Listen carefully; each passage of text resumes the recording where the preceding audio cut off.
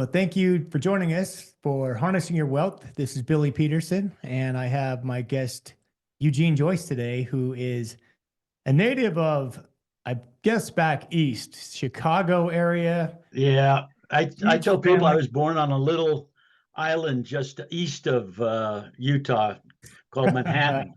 Oh, Uh, Manhattan. Damn. yeah, So, no, yeah, that's I was the born in island. New York, but the family moved to Chicago when I was about 18, and then my father decided to move to Wyoming. So You that's know, kind of that's brought a me typical crossroads. I mean, you go from Manhattan to Chicago to Wyoming. It's just a natural flow. Unless you were on the plains. I mean, back in the days of the Pilgrims, I don't know of anybody else who's done that, Eugene. But So actually I was in Los Angeles when my dad asked if I wanted to come and help him out for a summer, and I wound up spending 10 years, but I found, living in Evanston, Wyoming, if you want culture, you have to buy yogurt. But to tell you the truth, the culture all revolves around the horse in these parts, and it's a neat culture. It's the cowboy culture. There's a horse racing culture, and people are really, connected with the animal. I think a lot of people in the big city 150 years ago, everybody had a horse to get around, but then came the automobile. So everybody can relate to the automobile, but out in the Intermountain West, the horse is still a central part of people's lives. mhm. So it's kind of Yeah, neat. no, I agree with you, and it's fun to see the connections. You can make a lot of really good friends in this industry, and there's so many different offshoots of the Right. horse itself. The horse is uh, used for so many different things, and we call them disciplines, in our little world. But we kind of became connected many years ago through the racing side of it, the discipline of racing. And I knew your dad back in the day. I was riding at Wyoming Downs when you guys were the owners of Wyoming Downs. Your dad bought the racetrack. So for those of you listening, that's the reason why you guys came out west, I believe. And you have a huge family, 13 children, right? Big group of kids that came out here, and you were the fourth oldest, I believe. Yep. And your brother Mike, who is probably w- pretty well known in the media circles because he's a host of the racing show. What is it called now? It's not Well, it's TVG, FanDuel TV, but it used to be TVG. right? But he's one of the anchors, and he has a lot of different talent. He does interviews. He does travels around the world. Gets to go to Dubai, places like that, Oaklawn Park, and Yeah, he's a Churchill Downs. big shot on the media circuit. And he calls you a chameleon because you can adapt and fit into any circle you want to go to. So you've been everywhere. And I know you've I mean this is like your fifth or sixth career. Maybe that's shorting it, but you've been in management positions at racetracks like Remington Park, Turf Paradise, Lone Star Park, and then you came to back to Wyoming after you guys sold the track. You came back to Wyoming many years later, like 2011, I think, Yep. and started a new organization called Wyoming Horse Racing. Yeah. Tell So us about that. when I first came out here in the early '90s, helped my dad back when you and I were both cutting our teeth on this industry, learning the ropes, so to speak. Me on the management side, you on the racing side. Um, I met my wife out here. I tell people I came to Wyoming, and I fell in love with Wyoming. I fell in love with horse racing, and then I just fell in love. Met my wife out here, and we got married. And so after my dad sold it, we kind of had a gypsy's life, as it is in horse racing. Whether you're a jockey, whether you're a trainer, whether you're management, you got to move around in order to get ahead. And so I had jobs running racetracks in New Mexico, Texas, Oklahoma, Arizona, and I mean, for the first 14 years of my marriage, I had 7 different jobs. I don't think wife thought I could keep a job longer than a couple of years, but again, you got to move around to move ahead in this crazy sport. So yeah, so we had the opportunity in 2011 to come back. There was no horse racing going on. There hadn't been a horse race in 2 years in the state, and I thought maybe,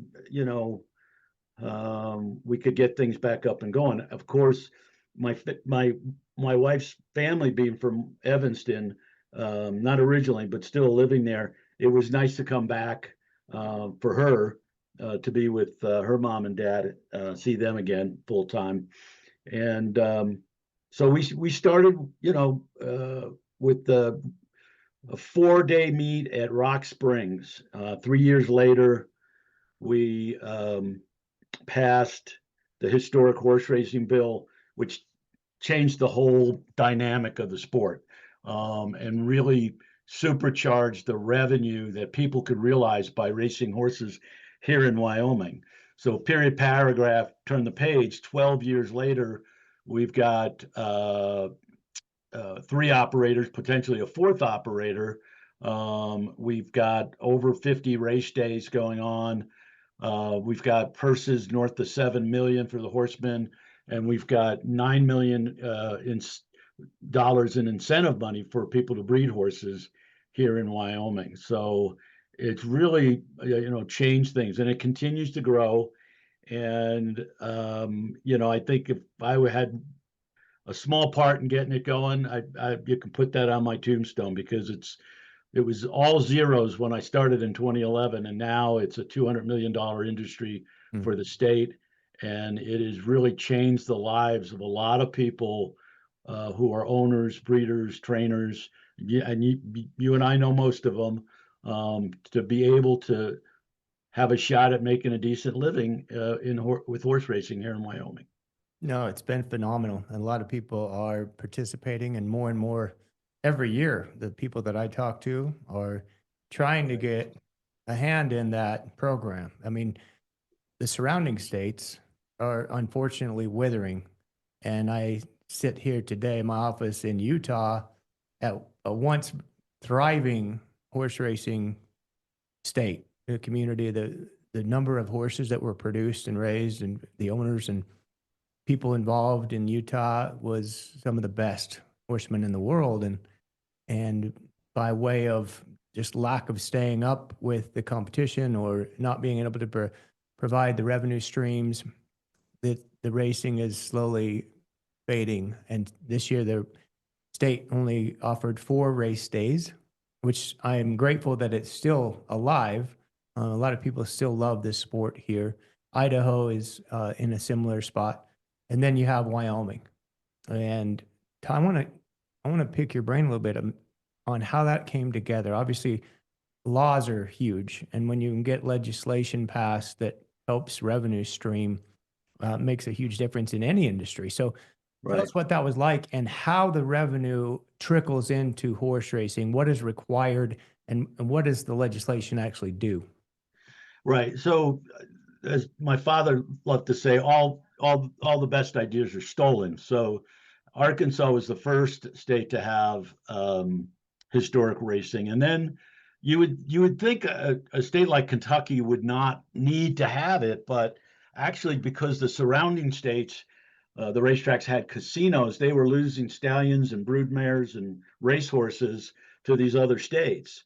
And so Kentucky passed it, and it really changed the fortunes of that state. And so anyway, Tell our listeners what that is, what historic racing is. Okay, so it was the brainchild of Lucelle at Oaklawn Park, but basically it takes old historical horse races and puts it in a matrix where where you can, if you want to try to handicap it, they'll give you some clues to it. But to tell you the truth, what it does is it creates a game for people that like to play electronic games. But it is 100% parimutuel, which is our industry. And so instead of a lot of states going to ask the legislature, we need a casino to support a racetrack. We were saying, look, this is a pari-mutuel product. This is our industry, and this will help us. And that had some connection with the legislators here in Wyoming. The other thing I would tell you is that simulcasting used to be that revenue source that kept horse racing, but because of ADWs and people being able to bet on their phone, their computer, not a lot of people were going into the OTBs. So it was kind of a paradigm shift, and it is bifurcated in that the gaming customers for historic horse racing are not the horse racing customers that go to the live racing and bet on the simulcast. We're trying to expose horse racing to those customers to try to grow our live crowds and our simulcasting business. But at the end of the day, it is accepted that this is the pari-mutuel product and it's a horse racing product. Whereas other states, like New Mexico and others that have casinos. yeah, but back east, you start to get debates saying, well, why do we need horse racing? Why don't we just take all the money from the casinos? Right. So this kind of, inoculates us a little bit about that. The other thing that was central to passing this legislation was we cut out a large chunk of the revenue to go directly to the cities and counties, which was very, very important for the governor at the time, who wanted a new stream of revenue going directly to the cities and counties. And so that got us a lot of support. The other thing I would tell you is, and again, this can only happen to a guy like me. But when we were talking to the governor, and I'm thinking, what are our chances of getting this passed? The governor, by constitution, cannot say whether he would veto a bill or support a bill, or sign a bill. But we asked him. I said, "What do you think? What's your temperature on this?" And honest to God, Billy, this is what he said. He said, "I think I owe it to my mother, who was a jockey, to do everything I can to help horse racing." Wow. And I nearly fell out of my chair. But his mother, who was the daughter of a previous governor, used to ride in the bushes quarter horse races. And the governor told me his favorite picture of his mother is the gates opening up, and you can see her teeth clenched, and she's got hunk of mane and hank of mane and the reins, and she's coming out of the gate. So That's amazing. yeah, so you can relate to that. Oh, for sure. And you're so fortunate to have that guy at the right time, being in that position. Right.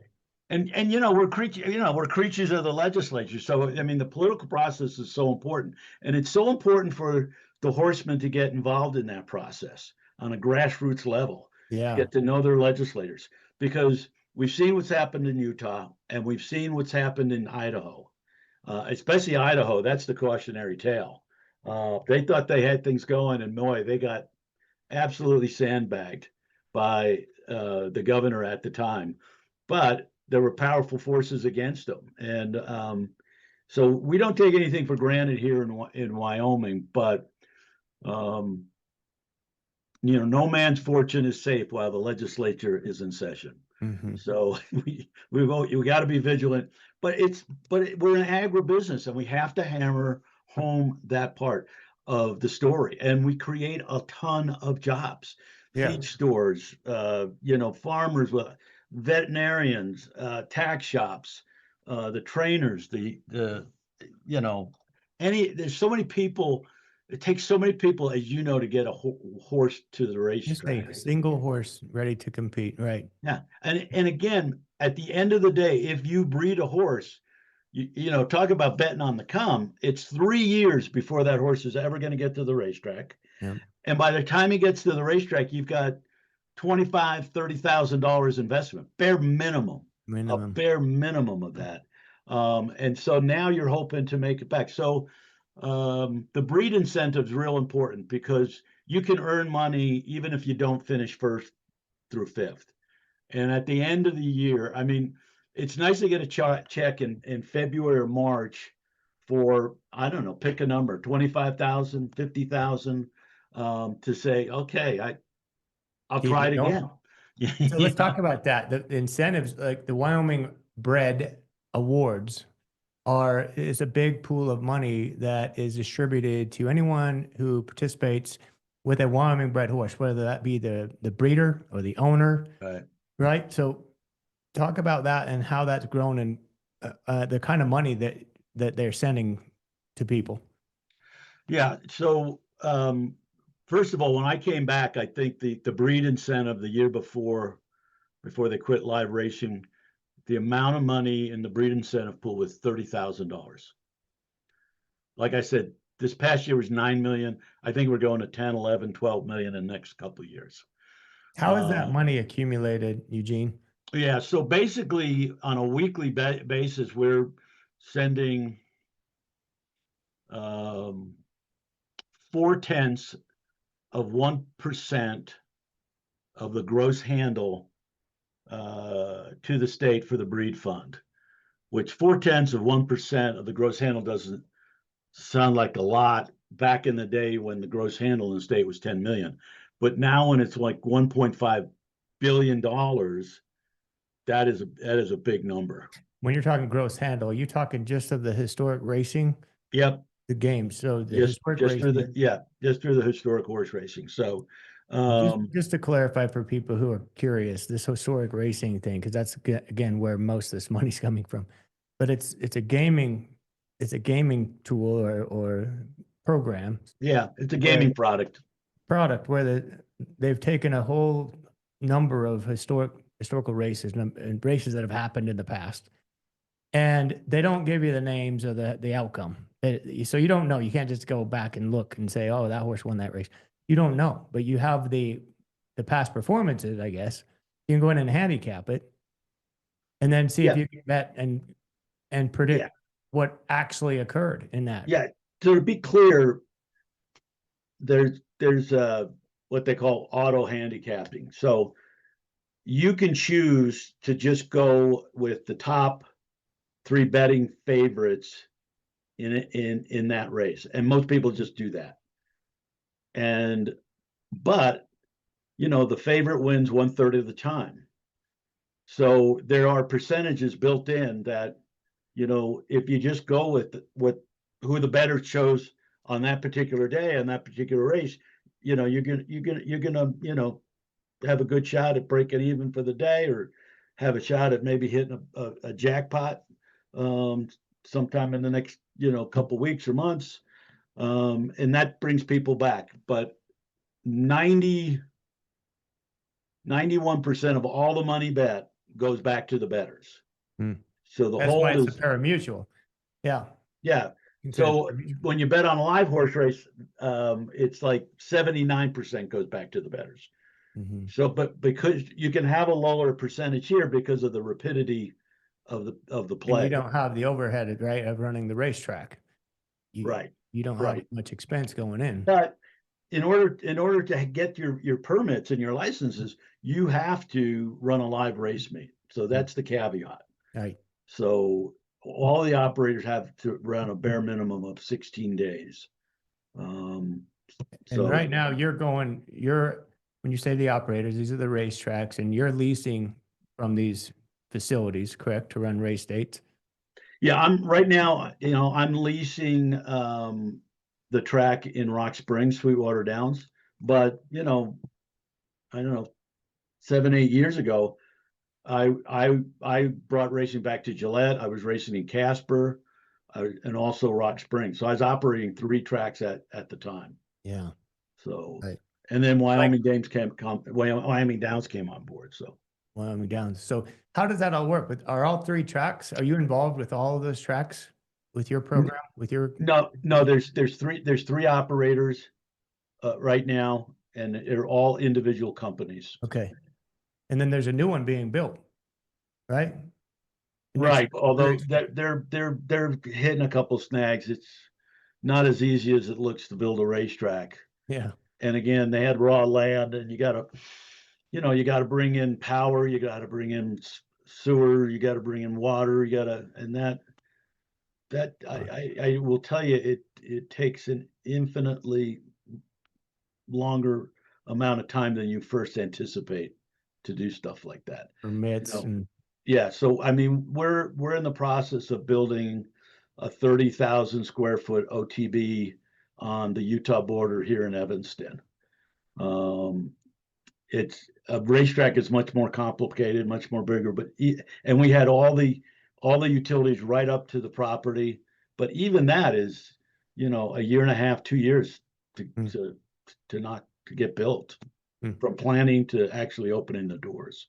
Is it going to be a hotel with it or a restaurant or just the Yeah, OTB? we have plans for that. That's going to probably be phase two. That'll probably be a year and a half after we open the hotel come in, and Mhm. then we're talking about possibly a conference center and expanding the gaming floor and what have you. So, but How it'll does have a huge impact on, it's going to create over 100 jobs here in Evanston, and it's going to have a huge impact on the breed fund and on purses for us. Mhm. So, I mean, when I started um, back in 2011, I think I think I had 40 or $50,000 as our purse structure. This year, we're going to be close to 2 million. And by 2027, we think we might be close to $4 million in purses. in purses? And have the race days gone up? Um, I guess we're looking at average uh, purse. I mean, I'm looking at some of these purses, even at right now they're running in Gillette, and for maiden races, I've never seen it like this before. Maiden and overnight races. Um, back when I was riding, it was you're talking $800 type purses for a maiden race or something, and now it's Yeah. 1,000, 12,000.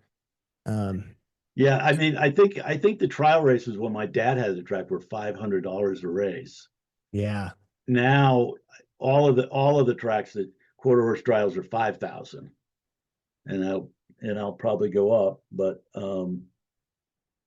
yeah, I mean it's a good thing to see. I mean, my goal when I first started in 2011, I told the Pari-Mutuel Commission this. I said my goal was to, they were talking about race dates, and I said my goal is to get the conversation away from race dates to purse money and racing opportunities.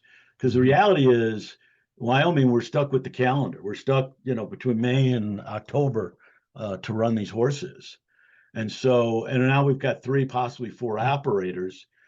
So overlap doesn't help the horsemen. But I said if there's going to be an expansion of race days, where you'll see it as the horse population grows is during the week. You're going to see, instead of Saturday and Sunday, it'll be Friday, Saturdays, and Sunday, eventually Thursday, Friday, and Saturday. So that will be, as we get the number of horses growing, that's what you'll see. And I think that every facility is going to need, 1,000 stalls at the bare minimum to take care of the horsemen. Still a lot of horsemen, coming from these parts, and I'm hoping that we can get keep people involved, keep them involved, and want to continue to run horses up there because it is the best place going, at least in our little area, in a mountain area. Um, with regard to Well, Wyoming going back to Friday nights now, which hasn't happened in a long time, which yeah, that's yeah. going to be occurring this year. What do you think about that? Well, I think it's great. Farmington. I think it's Friday nights when, my dad had it was always about the locals coming out.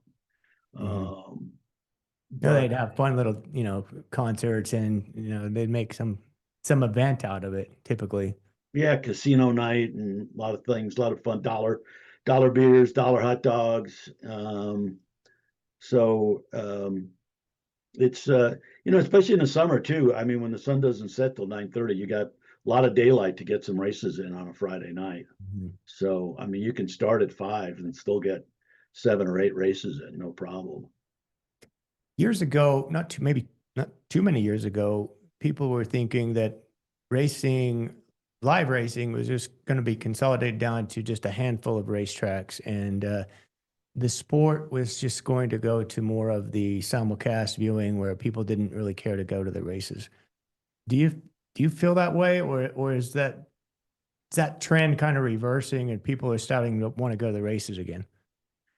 Well, I think the boutique meets like Del Mar and Saratoga prove that, you can have a short meet and drive the traffic to it. You see that with Wyoming Downs. You see, they draw the biggest crowds in the state because of a phenomenon, I think, in the Intermountain West that hurts me in Rock Springs, but helps Evanston, is that on the weekends, people in the Intermountain West want to get the hell out of Dodge. They want to go up to the lake, go up to the mountains. They want to get out of the heat in Salt Lake. Where are you going to go? You don't have a lot of money, but tank of gas and $5 general admission, it's a pretty fun way to spend the day watching the horse races. And Mhm. so, they can get crowds of 2,000, 3,000 people. Whereas the same phenomenon occurs in Rock Spring, but it's a population of 40,000. And now those people are going out of town. So I have a much smaller universe to try to get people to come out to the races. But like I said, I think if you have events that can draw people, brewfests, car shows, what have you, I don't know anybody I've ever forced, dragged, and prodded to come to the horse races that after the day said, "Oh God, that was horrible. That was so boring." I mean, if you can't get excited watching horses come down the stretch, you better make sure you got a pulse, brother, because I don't know what to tell you, but Yeah. to me, that is something that is something special that makes our sport so special, is that level of competition. It's hard to And replicate, isn't it? yeah, And I mean, I rode them for many years, and I know the excitement of riding a race horse and going that fast and winning. But I will tell you, and you probably feel the same, the owner, the ownership part of it is actually even more exciting. And I don't know why that is, but there's just so much buildup, and you don't get the opportunities every day. Like as a jockey, I was riding 8, 10 horses every single day. So you don't win on one. Oh well, jump off, and you're gonna get on another one in 30 minutes. But as you own a horse, there's something different. There's something very special about it. The buildup and the anticipation and waiting and paying and thinking about what could be and what could happen. And I love this story about going back to right now in the big world of thoroughbred racing, the Kentucky Derby, the Preakness, the Belmont. We're in Triple Crown season, and they just ran the Preakness last weekend, and we talked about an influencer, a social media influencer, a young kid. He's probably in his early 20s, and he had a fractional ownership of this horse that was in the Preakness called Sandman. And you probably watched that, Eugene. But I'm interested to know what management in the racetracks or the racing industry or those powers that be, if they're looking at that from a standpoint of how do we bring more people into this industry, because it is traditionally known as the grandfather and father's sport, and the young people, hey, they don't have time for that, or they don't know how to get involved, and they're right. too Yeah. busy and they just don't understand it. And so yeah, passing Yeah. but gaming is Well, huge. yeah. So, I know I'm involved with CJ Thoroughbreds, which is the brainchild of Corey Johnson, who was one of my mentors in life and my boss at Lone Star Park.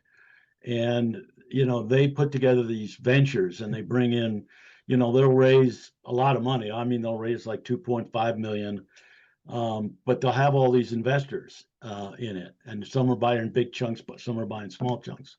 I think, on one of these ventures, I bought in for $50,000, which was maybe 3% of the whole venture. But we had a horse last year, Hang the Moon, that ran in the Breeders' Cup. Mm. And every one of the owners, I mean, even though you own a small part, it is really exciting to have that. So I know the juice you're talking about, and there's a lot of avenues to get involved in small fractional ownerships. I'm trying to do with some of the horses that I'm breeding right now is try to get people involved with them. But the beauty of the way these ventures are structured is that you put up the money, and this is what I like most about how CJ Thoroughbreds do it. You put up the money, and there are no bills until after the 2-year-old season. So that means when we raise the money, it's going to be X going to buy the horses, X for training, X for the vets, X whatever. So nobody has to put up any more money. And now you're, as a 2-year-old, you're off and running, and now you know if you have a runner or not. Mm. And some horses get called out, some progress. But I've never had to put another nickel back in an adventure, but I've gotten the benefit of, owning a horse and having the thrill of that horse run in the Breeders' Cup. Right. But I mean, I will tell you though, the thrill of having a quarter horse jump up and win a $80,000 race at Wyoming Downs is no less exciting than the Breeders' Cup. I can tell you Absolutely. that. Absolutely. No, I think it'd be fun to see more of that going on even at the local levels and around these tracks here because that's talking about building up the excitement. You just mentioned it. You have a small percentage of the horse, but imagine that many other people, and it could even bring in younger generation who might not have a huge sum of money to go out and get involved in a single horse, but they could certainly afford a few thousand in a partnership arrangement with other friends, family members, or even people that they don't know. It can make some great connections that way. And it's just a matter of finding the right people who can organize those deals, put them together, and then have a trainer that's willing to accept that many owners Yeah. into the program. Well, yeah. So see, myself and Corey, we're putting together these Wyoming ventures that we're trying to bring people into, to, have, instead of being a part owner of one horse, be a part owner of 5 or 6 or 7, Yeah. and, reap the benefits through the Spread out your risk. breeders awards and through the purse money going up here. So trying to do it in my own little way, but there are definitely avenues to do it if you want to get involved. Yeah.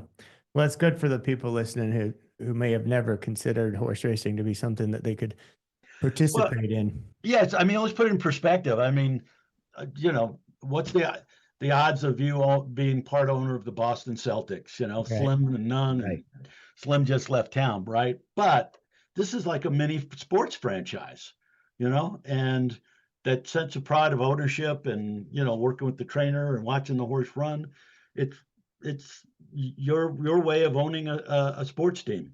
Mm-hmm. It's one of the most exciting things I have ever done. And I've been in horse racing my entire life. And I can tell you right now that. Well, when we were at Wyoming Downs, you didn't give me the time of day. You didn't say hello to me, but Oh, that's not true. you That's put a not big hug around my neck in the winter circle at Rock Springs.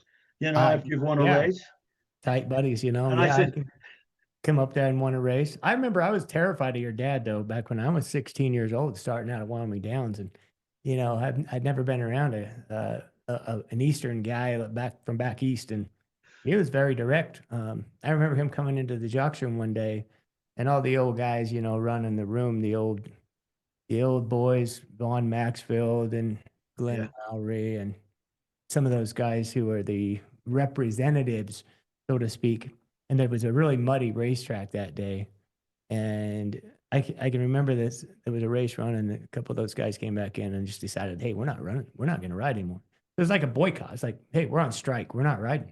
So what am I going to do? I'm 16 years old. I just have to fall in line and be a good soldier. And your dad comes in, and he was flaming pissed. He was like, what the hell are you guys doing? Let's get back out there. I got a race meet to put on. I got all these fans here. And I could totally understand his point of view. It's a lot of money you're going to lose right there. But no, those guys just put their foot in in the ground and said, we're not doing it. Anyway, that was my first experience with your dad, but I got to know him a lot better after that, and found him to be a very, very generous, very nice man. Yeah. Yeah. So, my future brother-in-law was mountain biking up around Lily Lake one day, and all of a sudden, here comes this black Mercedes with the window rolled down. Guy has a smoking a cigarette coming up a 2-track towards Lily Lake, and he thought, "Oh my God, the mob has moved into Evanston. What the hell is going on?" Smoking a cigarette. But my dad loved fishing, and he'd take his Mercedes down mountain roads just to No, get to a little fishing pond. oh wow. No, that's perfect. That's perfect. You guys made a heck of an impact on this in the mountain area and horse racing. So all you Joyces, any other family members involved in racing? Not really. My brother Patrick was involved in the with United Tote back in the day, um, but he's gone on to bigger and better things um, in the area of. I mean, he's more wonky than I am, but I mean, he's just a brilliant kid. He's into precision laser cut lenses. I mean, I can't even describe what he does, but it's pretty much just Mike and myself. But because of these ventures, with CJ Thoroughbreds, I've got my brothers involved. So now because we're separated by miles and years and everything, but now my brothers and I mean, literally on a daily basis, are texting each other about a horse that's going to run at Gulfstream, or a horse that's going to run in Texas, or one that's going to Mm, run here in Wyoming or Santa Anita. And mm. so, I mean, again, they own a piece of my piece, which is microscopic, but it's the thrill of ownership. Piece, yeah, it's a piece. It's like owning shares in Apple. To you, you own 100 shares of Apple. It's a microscopic piece of the company, but Right, you're right. like, hey, I'm involved. I'm in. I'm owner. I'm an owner in this business. I always tell my wife, I don't mind if you go spend a lot of money at these stores as long as I can buy stock in a company. That's one of my first criteria. Look at Costco. You drive into the parking lot, and Yeah, you can get pissed off about it, or you can say, I'm happy to see all these customers because I'm a shareholder in the business. But that's right. kind of the way it looks with the horse racing piece. Glad that Yeah, it's I bringing mean, the look, family together. it's a tough business. I mean, our industry is built on hope, right? I mean, my dad used to say, "No man with a good 2-year-old in the barn ever committed suicide." And I've got babies on the ground, and I look at them. Could this be the one? Is Mm, this baby is this foal as good as I think it looks? But I've got to wait another 2.5 years. Um, to to find find out. out if it's going to be a runner or not. But in the meantime, it's a lot of fun, and hope springs eternal. The races are just starting in Gillette, and then on to Wyoming Downs, and on to Rock Springs, and I think it's going to be a really um, fun 3 months this summer. And I hope anybody in earshot comes up to Evanston, or if you can make it out to Rock Springs, and come see what the excitement is all about. Absolutely. I'll vouch for it. I mean, horse racing is something else. If you haven't experienced it, get up there, be a part of it. Just even if you're going up to bet on some horses for the day, hook up with Eugene. He'll tell you what to bet on. I might be able to help here and there too, but he's probably better handicapper than Yeah, I you're am. better. You're better at picking pretty horses. But people want fast horses, Billy. I They like want fast. Yeah, people even ask me today, do you miss it? And I said, only the fast ones. I don't miss those ones that come squealing in there 5 or 6 lengths behind, especially on yeah, a muddy day. But yeah, fun to yeah. be. Well, like I said, it has its rewards. I think it's all well worth it. But the concept of getting involved with a syndicate or a venture, it spreads out the risk, and I think it's a great way for someone to get involved. Mhm. So Maybe we'll see some of those take off, and we'll see some of those little businesses pick up and some ventures start right here. So get some people involved and get them out to the races. I hope that it continues to thrive. So Wyoming is our last bastion, but it's surviving and thriving actually. yeah, So our last best hope. But Again, if anybody wants to, just go on Google CJ Thoroughbreds, go on their website. There's some buying opportunities to get involved if you want to. Corey And Johnson, the former president of Lone Star. that's right. He's Right. actually the interim CEO of the Maryland Jockey Club. He is in charge of tearing down the old Pimlico and building up the new Pimlico Hmm. over the next 3 years. So that's Right. gonna be something that's Oh, I didn't interesting. know they were building. I know Belmont Park is in a construction process right now too. They're tearing that Yeah. down. The Belmont has to run at Saratoga this year again. So a lot of new parks being built. So that must mean racing is doing well. Yeah. When people say, well, Eugene, you didn't build that racetrack. That you're just racing. You're just leasing a fairgrounds. I say, really? What do you think Del Mar is? Yeah. Del Mar Thoroughbred Club leases the property from From the the San Diego county, County right? They own it. Fairgrounds. Hmm. So, That's right. but Well, hey, it's a benefit for all of us. What's happening here, and um, I and so think, many people that are involved in horse racing. So I commend you. Thank you for coming back to Wyoming and starting this back up again because so many people owe their livelihood to people like you who had a vision and was able to put in the work and make things happen.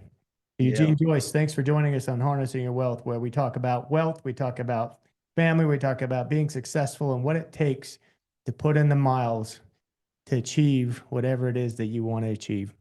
Until next time, everybody, take care. Thank you for listening. For more information about today's show, please check out the show notes.